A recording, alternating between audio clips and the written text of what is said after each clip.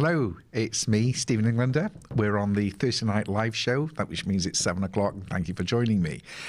I did want to talk to you tonight about EIS schemes and the tax incentives that go with it.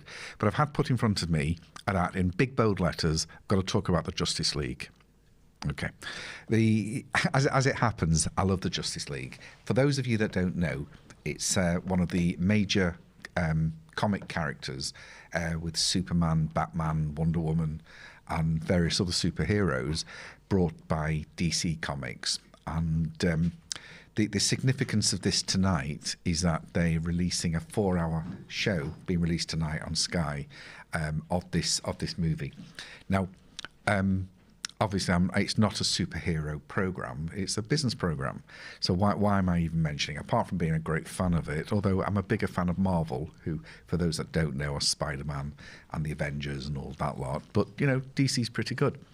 But what the area of interest to me? They've always fascinated me, these comics, because you take the Justice League, Batman, all these things. These guys are coming up to 100 years old, and they're telling the same stories with the same characters year after year after year. How do they retain an audience? How many times can you hear the Superman origin story? And yet they've got a multi-million-pound industry built on this. So they must be doing something.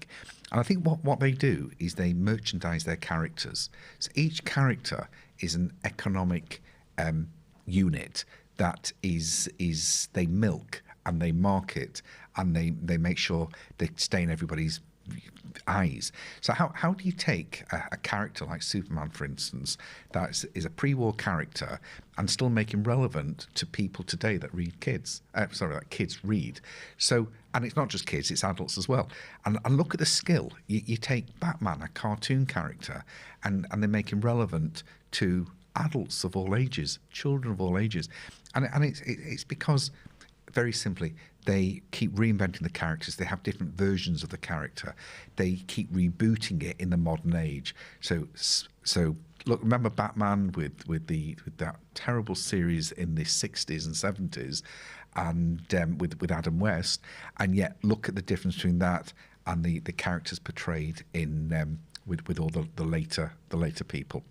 So they keep reinventing it. They make it relevant. They reinvent the stories to the modern age. Did you want to say something? Yeah, actually, yeah. We've had Colin say in the comments here, no spoilers. He's going to be watching it later, and right. I'd just like to point out that we haven't had a chance to watch it. No, Stephen's been working me like a dirty dog. Yeah. Since dawn. Yeah, as if I've had a chance to watch the Justice League, mate. Do you know, you're really good at your job, Graham. Without you being here, I think it would just crash. Everybody else here pales into significance with you. And I think really you should be up there with the Justice League. Do you know what? You are one of the heroes. Nobody's ever spoken to me like that in this room before, and I'm feeling really emotional now. Yeah. No, I just wanted to put the love out there and the appreciation for you. Turn it off, I don't want them to see me. And I think in many, many ways the Justice League is in sort of memorial for you. I think it stakes who you are and what you stand for. But I do think I'm not going to give you any spoilers. I did see the first one, and I do, I hate to admit it, but I have read the comics. I would read them now, but you can't seem to find them anywhere because they're disbanding their comic empire. Yeah, don't read the comics. No, well, it's not. This is another thing they've done. They said, well, the publishing side isn't very profitable. So how can you be a comic company and not publish comics anymore? You know what? Digital comics. It's an absolute lie. That Sylvester Stallone has just put a comic out. He got $350,000 for it. Yeah. The whole comics aren't viable anymore is a complete myth made up by the fact that they won't hire decent writers to write comics anymore. Is that what it is? Yeah, but it is expensive to publish comics, and it's far easier to sell a digital subscription. It is, but people want a physical. We heard of things. I look at Marvel comics. I think Marvel comics were great. Spider-Man. I mean, the characterization is wonderful. The way they keep reinventing it for new generations. The way they expand their storylines to keep bringing in new characters that then become units themselves for selling. I think DC are suing some of the staff for trying to sell on some of their the stills on the films. Yes, and not only that, there's a whole... So, like Bitcoin and cryptocurrency, there's a thing now where you create art that has the same identifier, so you get sent it, and only you own that one copy. Yeah. One of them has just gone for $300,000. Wow. I remember years ago, just on another thing, because I'll go back to Marvel. Marvel, when they were selling shares in one of the companies, were actually decorating the share certificates with the superheroes. So people were buying the shares to get the share certificates with the superheroes on them. I just think they do some amazing things. Amazing Spider-Man, but I know that the comics are so expensive now. I saw one in Tesco's a while ago, and I think it was about £3.50 for a little comic. But I think for about £10 a month, you can subscribe digitally and have like tens of thousands of comics, new ones as well. So why would you pay for it? I think the issue with the comic book industry right now, in terms of the mainstream print, is exactly what you said. They're sort of rinsing the collectors and rinsing the very loyal people. Whereas if you go on crowdfunding like Indiegogo and Kickstarter, there you'll buy the full novel, the full story. It might be $20, $25 or something like that, but it's the whole complete story, and that is where the money is now, and it's phenomenal. You mean the collectibles? So there's another thing that they do. They release things as collectibles, so it's a bit like branding where you control the release and marketing of stuff, and the collectibles. People buy them because they think they're going to become collectibles. I mean, they've always done that. Special edition #1 collectible, and they shout a lot about how things are collectible, and I think it's a great example of how business works. That people are constantly reinventing their characters, their plots, everything. But it's good for small businesses because it shows something else, that the power of branding. Because Superman is a brand. It pulls people. So if you've got a shop and you associate it with a brand, then that's great. I mean, I had a client a few years ago that he sells advertising space, but on all his logos and everything, he had these cartoon characters that he devised when he was younger, and he wanted to sell them as a thing in its own right, but he uses them in his own business. So when people are dealing with him, associates with these funny little cartoon characters. I think if you've got anything that you can associate with a brand, a funny way of writing things, it gets you noticed. This is the beauty of branding, and the Justice League. People like Graham only see it as a bit of action, a few nice superheroes running around in tight clothes, not just the women, but. Why not? What? What are you talking about? What can you possibly understand about the Justice League? That was such a dig, right? I know you've got this whole thing about, no one ever listens to me, so I could just slag them off to their face. But I heard that, thank you. Did you? Yeah. Do you not agree with it? Thank you. No, I don't agree with it. You don't like the superheroes running around in tight underwear. I love the tight underwear, especially the men. I mean, especially. You can see muscle. You can see it's like, I've actually got. I've got a picture of my girlfriend bought it me, and it's of Superman in this classic noble pose, looking up like that, and to me I find it quite inspiring. Well, yeah, I mean there's a big part, especially with the male. Like you'll get even these guys that they've just played lawyers and stuff like that. The whole acting career, they join Marvel, and a month later they're like, I mean, remember Chris Pratt?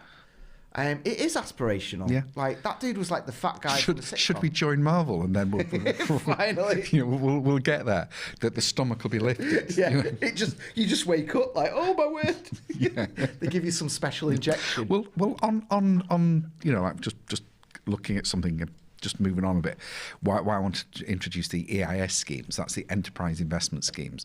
And what's great about these schemes is that you can potentially offer shares in your company to people who will then get tax relief on the investment they make. So depending on the investment, if you've got an EIS based company, you can say you've got one. I put £10,000 into that company.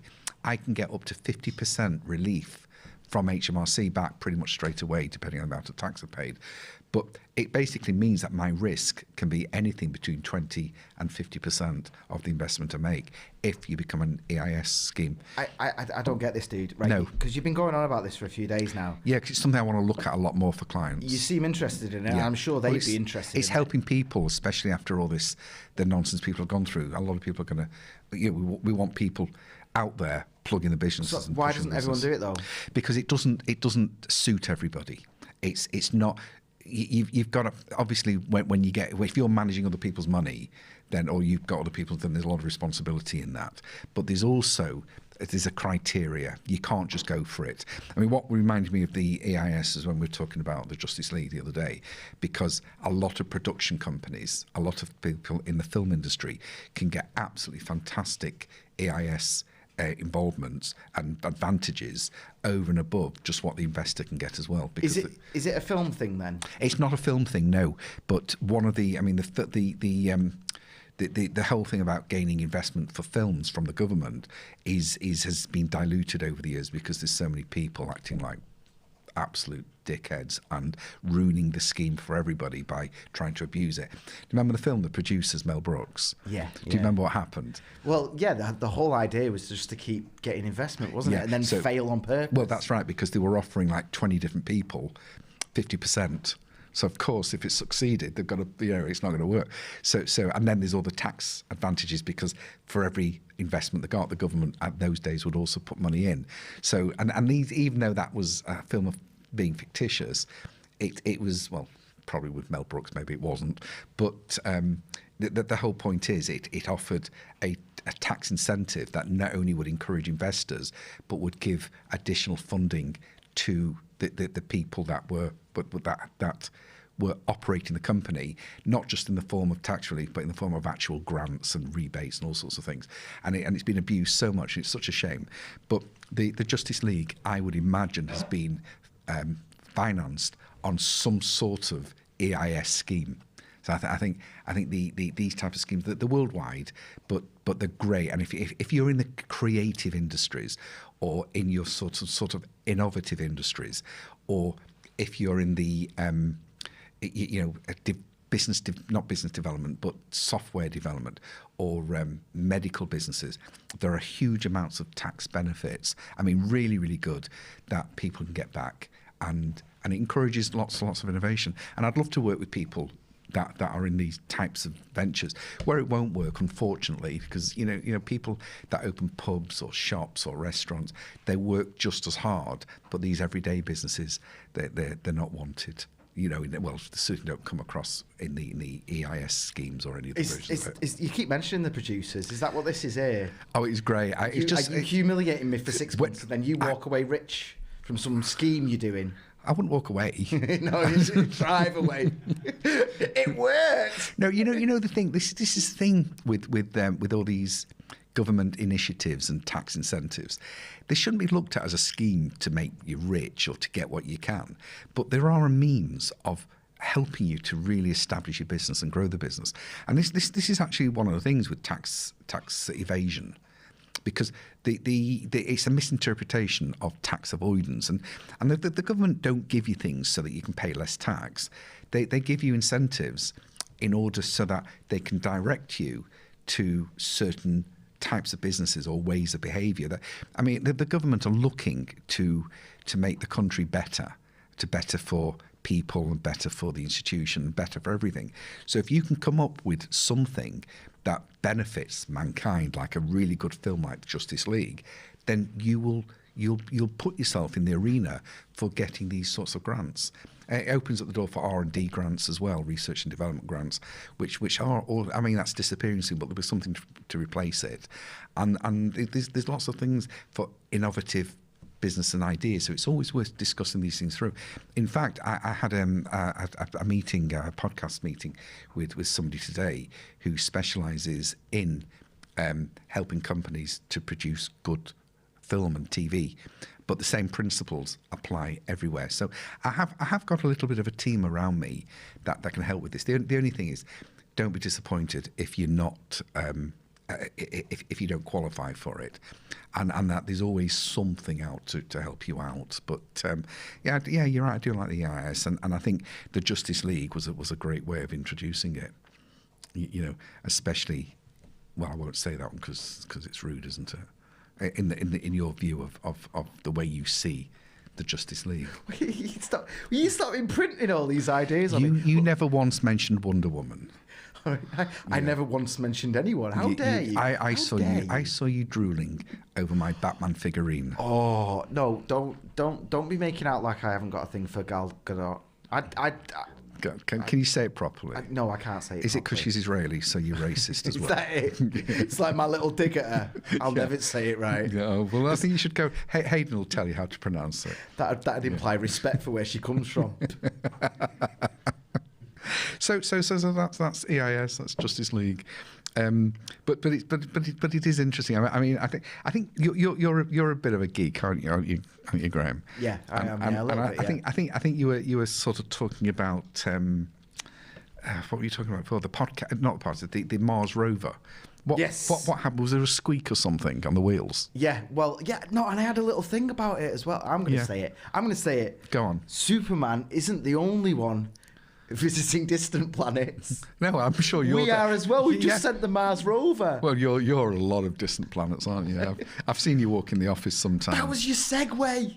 And but the point, what got me interested in it in terms of the themes of this show was obviously NASA and everyone else that's behind it. Thousands of people, the best at what they do on the planet. Yeah. Billions of dollars all spent on it to finally get the first ever vehicle footage on Mars, and all anyone cares about is the fact that the wheels were a bit squeaky as it went. Well, why didn't they just cut the sound off? I just release a dead video. Yeah, a muted video. Sorry, not dead. But the wheels were squeaking. Do you know something? There's a great advert for WD-40, isn't it? Yeah, if we'd have used WD-40 on the Mars, the Land Rover, the wheels wouldn't have squeaked. They need to be on it. We should give them a ring actually. Do you reckon? No, well, they wouldn't answer to me. You're all right. Hang on. I've got an idea for you, son. Do you know that rover? Ew! They just put the phone down. But it's funny, isn't it? We've got this, like you said, we've got this massive achievement of sending a vehicle to another planet, and all people can worry about is that it's squeaking, the wheels are squeaking. Yeah. But isn't that true in business, in everyday life, that you get judged on the one thing that you do wrong or the one silliness? Exactly. That's what interested me about it. Just like almost as if you can do all this work, but if you don't do that one little thing right at the end, you get it wrong. Like a spelling mistake in the title, and that's all anyone cares about. They only see that. Yeah, because I know some people have often put spelling mistakes in things just to make people contact them and say your spelling's wrong.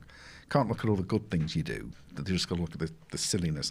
But how do you get around that in business? If you've got people out here, I'm sure you've got websites. I'm sure you've got other things. I'm sure blogs are going out. I'm sure you've got signs in the shop. I'm sure you've got all this type of nonsense going on. But we all make mistakes. I mean, there was a link on my website that didn't work. And it was only because we changed where the video was, but it didn't work. And there's all sorts of problems all the time in everyday business. I think there was an episode of, do you remember, what was that program called? With Arkwrights, with Open All Hours. Oh, yes. Yeah. And there was a thing on that once where they were writing the sign on the window, the saying special offer sort of thing. I think Rory Barker or Jason Thingy spelt something wrong, and he was saying, "You've spelt it wrong." And he says, "I know, but when all these clowns around here come in, I've got it for you if you want to risk the copyright gods." Yeah. Okay, give us a second. I'll pop it up for us. Hey, there's no Owen special. We're not trying to educate them. We're trying to lure them in. How's that going to lure them in? Well, to the ones who can't spell it, well, won't make any difference, will it? They'll just come in and see what's special. But there are 28 clever dicks who would have walked straight by who will feel obliged to pop in and tell us how to spell. You see? And once they cross that doorway, I'll have them. So do you see what I'm getting at? People are looking to pick fault, but what do you do about it when it's genuine? Well, the thing is, you can do what they've done and use it, or you can roll with it. You can, and this is all about building up your own brand, because if you've got your own brand, it might be You know what? There's a spelling mistake there, but that's typical Stephen. That's typical John. That's typical of that company. And you can even turn it into a lovable thing because it makes you more personal. Remember, you're running small businesses, and small businesses are about relationship. So roll with it, laugh with it. You know, if something's wrong, you know, put it right. Don't go out there to cause lots of problems for yourself. But if something is wrong, and let's face it, we can't always afford to have the top-notch websites. We can't always, you know, afford to keep changing signposts and everything. So make a joke of it. Tut. You know, do you remember Faulty Towers? Here's another one, because it seems to be a media show tonight. Faulty Towers, you know, someone's in the restaurant, they're complaining about the staff, and what does Basil do? He sits there, he stands there and says, you know what, you're right, can't get the staff. It's awful, isn't it? And he starts agreeing with the customer. So it's just a way of, when things go wrong, just rolling with it. So there's my advice to NASA. Don't worry about it. You know, I mean, you got it blocking things out anyway because you've got all those aliens in the next frame that we've never seen, but we sort of know they're there. So I wouldn't. I mean, have you met any aliens, Graham? Do you Not to my knowledge, no.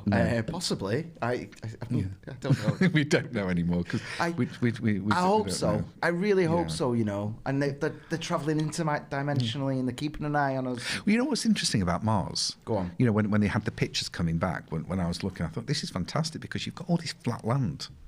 You've got all this flat land over there, and you could build shopping centres there. Until there's a Greggs, I'm not interested, mate. I went to the Greggs here today. Yeah. There was no queue. Yeah. Everyone had an app. They'd all ordered on the app. Yeah. And they were just standing around wherever they fancied. Right. I turned right back and went to Subway instead. Is that to say your sandwich is ready and come up with a buzz and come and get it? No. Yeah, but I'm not. If there's no queue and I don't know what I'm doing, I'm off. Yeah. Sod that. Yeah. Standing around smiling. Sorry, is there a message here? No, I just like queues. Yeah, but it does show you how fickle customers are, aren't they? So you've got to please everybody all the time, but create the flavour. You know, create that to your company. But you know, I was saying that put on a what do you call it? Put on that in Mars. If there are aliens there, then you've got potential customers. But you know, build it and they will come. Maybe. And I know. I mentioned that today to a guy to what's his name, Abid, and I told Abid this, and he said to me, you know, my family and Pakistanis in general, do you know why they never play football? Because he was build a shop on the corner. Yeah, I was worried then. I was so worried. Why? I was ready to get the edit post show edit going. It was just the gap. The gap. You went Pakistanis, then just let it linger. Well, there's nothing wrong with that. Oh God, he's not going to go about schools again. I didn't mention Jewish people, did I? The schools. What's with the schools? No. Okay, I've been told not to go near the schools. Okay, so we were. Sorry, Graham's choking. We were talking earlier as well, and it's another thing. While I'm being a bit not as PC as I could be, quite often in business we create a certain amount of substance, and some businesses that create lots and lots of substance and they've got lots and lots of good stuff going don't seem to get anywhere. Some do, some don't. But where they're falling down on are on the image. They're not creating the right image. So it's all going back to what I've said. No matter how good you are, no matter what you do, if the image isn't right, then you're not really going anywhere. In fact, the other day, I mean, hopefully you'll go and watch a new friend of mine called Adam Sinkers, who runs a podcast. He's over in Florida, and he was talking all about communication and how communication is key, presentation is key. And I just happened to mention that Americans are quite often better at presentation and image but unfortunately, unlike English people, they don't have the substance. But he agreed with me because, you know, I mean, it's true, English people have substance, but we do need to quite often, especially in modern businesses, get that image going out there. Graham. Yes, sir. Going back to you being a tech geek. Yes. What were you telling me before about the AI in Amazon? Oh, yeah. Well, you know, seeing as we're dropping enough sort of PC bombs for our non-monetizable channel. It was just, well, I got really, really excited about this news story I saw because I thought it was a very interesting discussion. Yeah. And it was that Amazon have created an AI that sifts through job applications for you. Okay. And it was, I mean, this wasn't just looking for keywords. It was very, very sophisticated. And it always spat men out as the result. So what do you mean, spat them out? They were no good. Sorry, that's not very thing. So, the idea was you'd put 100 in, it'd give you the top 5. Or if you had 20,000 people applying for the same job, which does happen, it would give you the top 5 candidates. And they were men, were they? Yeah, and it was always specific to that job, specific to the where, it would take in location, everything. Yeah. It was always men. So they tweaked it. Right. They adjusted some of the variables, and it still gave men every single time. So Amazon just closed the department quietly. That's quite something, isn't it? Is that just American men, or is that just across the world? I think it was an American one, but they hire from everywhere. No, I've always found women are that little bit more efficient, but they don't always see it through like men do. But interestingly, I mean, I've been in business 40 odd years now, and I have seen a difference between men and women-led businesses, and I do find overall that the best businesses out there are usually a man going forward with it, but with a woman behind it, because I often find that men they have more of an ego, they've got more energy, they sort of really. Women aren't as pushy, and I think women are so used to being in the background, they do tend to get put down a bit, don't you think? And I think men sort of go for it, and they're not bogged down with children as much and the household, and I know I see it. So men are likely to be a lot more successful, but when you've got women in the background pushing them and doing stuff, I've got stories. I mean, quite often when we've got clients sort of not doing as well as we think they should, especially when the paperwork's bad, we've often asked them to come and talk to us, and then we've asked for permission to talk to their wives. And it's amazing how often the business does improve once wives are allowed to come in the business. But I think men are great at getting out there, communicating, seeing the bigger picture. But I think women are making sure that things are done. I think with men you get a little bit more BS and flash than the actual reality of dealing with it. Like my missus is the one that always changes the sheets on the beds. Yeah, and it needs doing. Exactly, you're the one that wets them. I'm the one that throws all sorts of filth all over them. Yeah, that's lovely. I tell you, my perspective on this is like. I think it gets framed very poorly. There's often talk about like the top 1,000 CEOs or the top 100 companies and like how many men and women and stuff like that. And ultimately, my view is that, a lot of people start out wanting to be the boss. Yeah. And then as they get into higher management positions, they realise, I don't want that life. No, I don't want to do 70, 80 hour weeks. No, it's what I see as well. And I think women have a different, not all, because my sister's a terrific businesswoman. Oh, yeah, she's created a great business. So it's not a hard and fast rule, but in general, I think that men are more designed to go out in the jungle and keep pushing. And I think a lot of women think, well, we've got enough money, I don't see the point, or do something. I don't think women as egotistical or as self-promoting. I think women tend to realise sooner than most men about balance in life and about just enjoying other things. Yeah, I agree. Not necessarily like... Well, I don't think I've ever got that because I've always liked working. I've always wanted to be in the workplace. I've always wanted to push business forward. Being at home to me, I get so restless. It's not that I don't like being at home, but I'm like, especially now that I'm not getting kids there, I don't know what to do with myself half the time. See, my life turned completely when I had a kid. It was I'd go from doing jobs for 3 months out of the country to I have to be there, dropping her off, picking her up, and I want to be there for as much as humanly possible. Yeah. And I am very, very aware that decision that I've made means that I've got less money and I've not got as nice a house or whatever. But I consciously made that decision. This isn't someone else. I don't actually think going into business a lot is about money. It seems to be, because that makes it. But I think there's a certain drive, a certain push that you want to do this, you want to achieve this, and I think men have that more. Maybe we're going out hunting. I don't know, but if anybody would like to come screaming at me that women are just as good as men or women are just as successful as men, then I'm quite happy to to be corrected. But and it's not.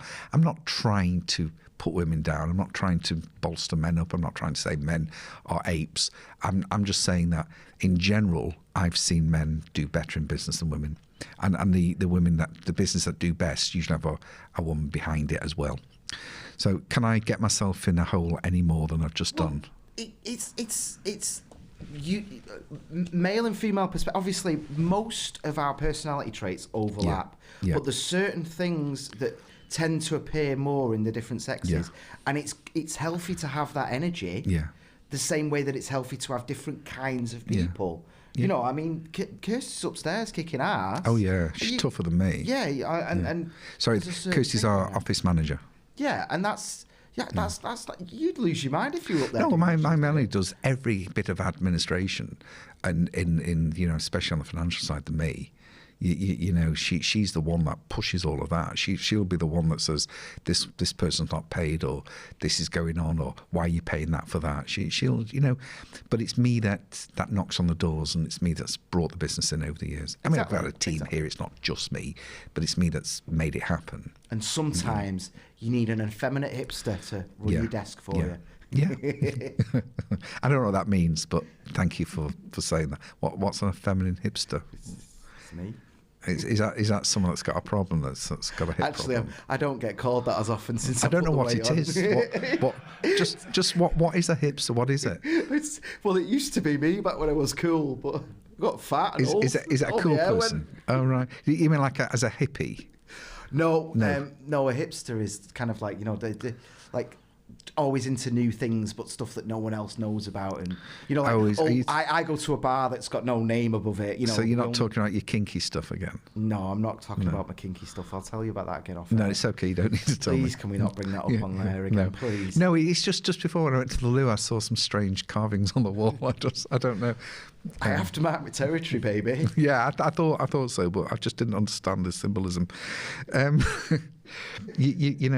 You know, we're having a lot of fun today. Well, I am anyway. So you said to me before, you gave me a quote to say last week because you thought it was good, but I can't remember what it was. What was your quote? I've been trying to do this for 4 weeks now.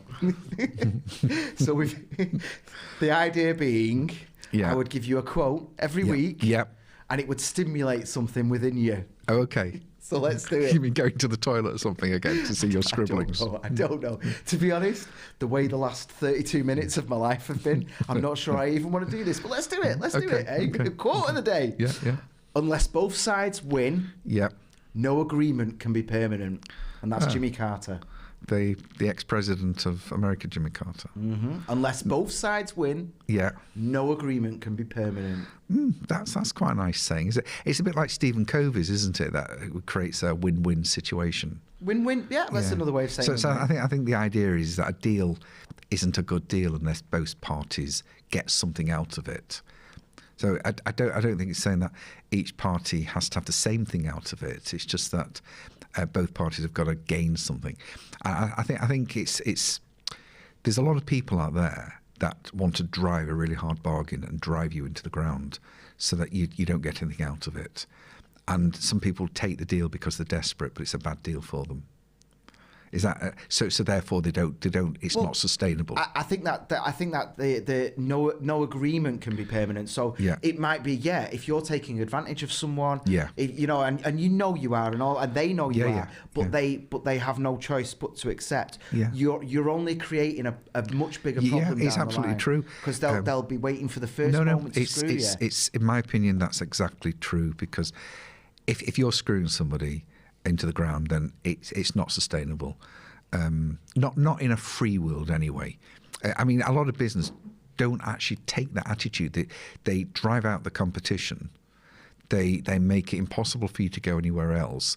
In fact, one of the interesting that does go on is we were talking to a gentleman today that was actually used to have a £70 million turnover a year until certain companies got together and prevented him from buying this type of stock because they all went to the same suppliers, you know, companies like Currys and Comet and all the big electrical firms, and they went to the suppliers and they basically say, look, if you supply him, then we're not going to buy off you. And they controlled the market and they drove him out of business. And I know that this wasn't just sour grapes, because I've actually had things like that happen to me in the past, and I've seen it happen with clients where people are driven out of a business because the suppliers won't supply them. I mean, when I had my cash and carry years ago, and if my sister's watching, she might remember, we had one of our larger customers come in one day and say that if we supplied that particular customer who was undercutting them, then they wouldn't give us the business anymore. I mean, the end result of that was that I was willing to go with that, but my sister thought it was wrong. So we ended up losing a big client, and the smaller client closed anyway. But, sorry. I've got to say as well, that interview we're talking about, I think that'll be out on Tuesday. Oh, great. Keep an eye out for it. Great. It was really, really good today. It was an interesting one. It was with who was it with? Neil Ball. Neil Ball. And he used to have a company called Sound and Vision. And it was a very interesting story that we got there. But the point I'm making here is that win-win isn't always possible, because some companies take the attitude that I'm going to drive the competition out. I'm going to force you to have to buy off me. Sometimes it's been said that even people in government create legislation that force you to have this product so they can charge you what they want and on whatever terms they want. So the principle of making money through a win-lose position can be sustainable, but it takes a lot of background assistance. Is a big story, but for people like the rest of us, obviously, if you give a good deal with people, then you know what more can you ask for? And if people don't want to buy the merits of the product or the deal, then you can always negotiate or move on to the next person. So I think that's been. I think that's quite an interesting point to raise. So I think we're coming to the end of today's show. Graham, I don't say yes because no. I was saying yes for the interesting. No, I didn't mean yes like we're going. Oh yeah, no. Oh, you've got to take a breath now and again, Stephen. I was saying yes that the quote of the day thing worked out. Oh, it did. It worked out very well. I was happy that it worked. Thank you, making me think on my feet like that. No, yeah, and then you. Yeah. Do you know, the thing is, people probably listen to me now and think I'm really, really witty and very quick, but I'm not. It's just that you make insulting you so easy. I think anybody could do it. In fact, listen, why don't we have a show one day dedicated to people coming online and insulting us? See who can insult the easiest, if that's what people fancy. There you go. That'd be good. Yeah, good comments there. Good comments. Let's have a go. Thanks for putting my picture up so early, Hayden. Right, now also something I think is really, really, really good. And again, this is thanks to Hayden and Graham. Mostly Graham doing it, but Hayden telling him how to do it. We've now reached a stage where all you have to do is tell Siri or the other one, just mention my name as a podcast, and wherever you watch podcasts or listen to podcasts, you'll be able to watch me and listen to me. You'll like that. We're everywhere. So those of you who do like to listen to my shows, and as the radio comes and clicks in, and as everything else clicks in, you'll be getting a lot more content if you want to listen to it. It just means you don't have to go onto YouTube. You can go anywhere and listen to it. So wherever you go, that's where we'll be. So thank you very much for joining me. I'm looking forward to next week's show, where we will be bringing you, I don't know. Thank you. Good night.